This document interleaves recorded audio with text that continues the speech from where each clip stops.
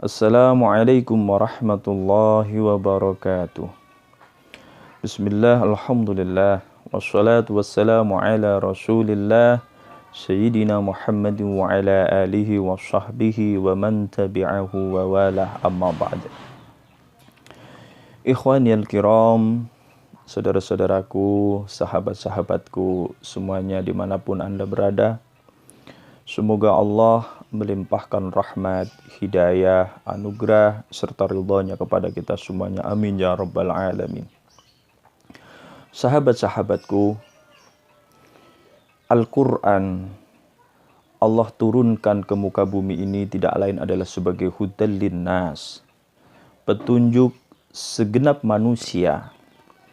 Semua manusia mendapatkan petunjuk daripada Al-Quran, sekalipun dia adalah orang-orang yang tidak beriman kepada Allah Subhanahu wa Ta'ala. Namun di dalam statusnya sebagai hudal linnas, manusia-manusia yang hidup di muka bumi ini menyikapi Al-Quran dibagi menjadi 3 golongan, sebagaimana Allah sampaikan di dalam Al-Quran surah Fatir ayat yang ke-32. A'udzu billahi minasyaitonir rajim. Tsumma awrasnal kitaba alladziina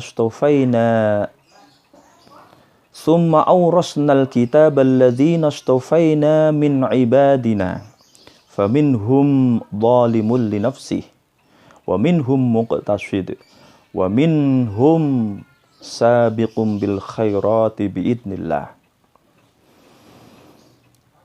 Kemudian kami wariskan Al-Quran itu terhadap orang-orang yang telah kami pilih dari hamba-hambaku.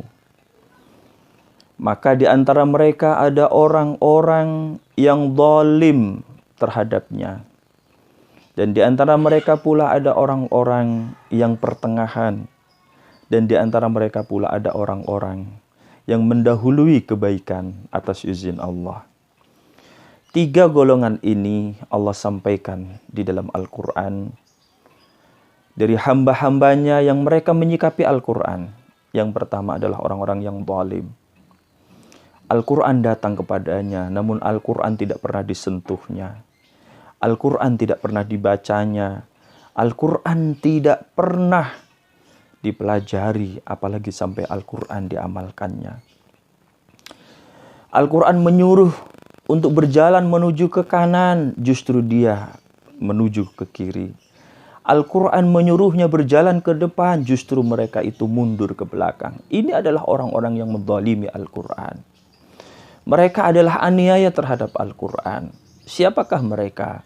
Mereka itu adalah orang-orang kafir. Mereka itu adalah orang-orang yang senantiasa selalu menzalimi Al-Quran. Golongan kedua adalah orang-orang yang muqtasid, adalah orang-orang yang dalam pertengahan. Di satu sisi mereka mengikuti Al-Quran, namun di sisi lain dia sungguh-sungguh bertolak belakang dengan Al-Quran. Mereka sholat, namun mereka tidak mau membayar zakat. Mereka sholat, membayar zakat, namun mereka tidak menunaikan amalan-amalan ibadah yang mahdhah lainnya. Dan ini banyak di tengah-tengah masyarakat kita. Mereka mengaku sebagai orang-orang beriman yang yakin terhadap Al-Quran. Bahkan mereka membaca Al-Quran, bahkan mereka itu mempelajari Al-Quran. Namun dalam praktek kehidupan sehari-hari, banyak sekali di antara mereka itu membelakangi Al-Quran dan bahkan tidak memperdulikan Al-Quran. Dan yang ketiga, inilah orang-orang yang pilihan, yaitu orang-orang yang selalu melakukan kebaikan, selalu melakukan amalan-amalan di dalam Al-Quran. Dan mereka, orang-orang ini adalah selalu berlandaskan hidupnya itu dengan Al-Quran. Dan selalu mereka ini mengedepankan Al-Quran. Inilah mereka adalah orang-orang yang bahagia dunia dan akhirat. Karena memang Rasulullah SAW telah bersabda, "Man ja'alal Qur'ana imamahu qadahu ilal jannah wa man ja'alal Qur'ana khalfahu syaqahu ilan nar." Siapa orangnya yang menjadikan Al-Quran itu sebagai pedoman hidupnya, maka Al-Quran itu akan memasukkannya ke surga. menggiringnya menuju ke surganya Allah. Namun barang siapa orangnya yang menjadikan Al-Quran itu di belakangnya, menjadi sesuatu yang tidak diperdulikannya, maka Al-Quran itu akan mencelakakannya ke neraka. Na'udzubillah wal'iyadzubillah.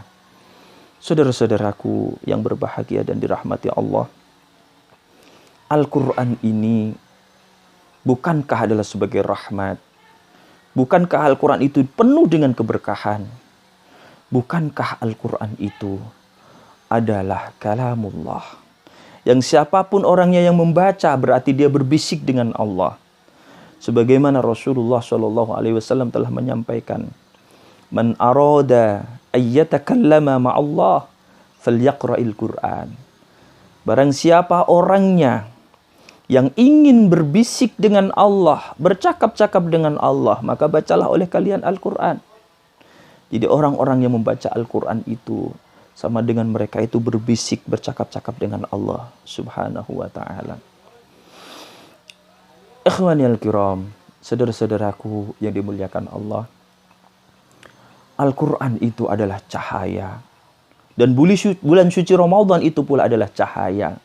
Sehingga di dalam Ramadan ketika kita ini melakukan puasa Ramadan, kemudian kita membaca Al-Quran, mendawamkan membaca Al-Quran, maka hakikatnya di bulan Ramadan kita mendapatkan dua cahaya.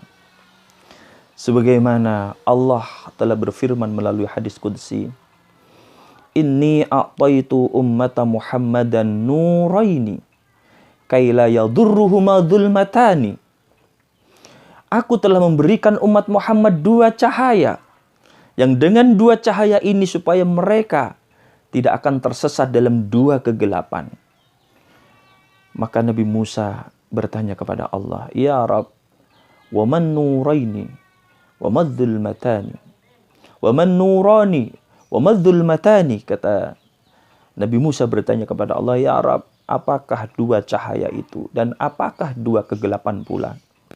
Maka Allah Subhanahu wa ta'ala berfirman, Zulmatani hiya zulmatun fil qabri wa zulmatun yaumal qiyamah wa nurani nuru Ramadan wa nurul Quran.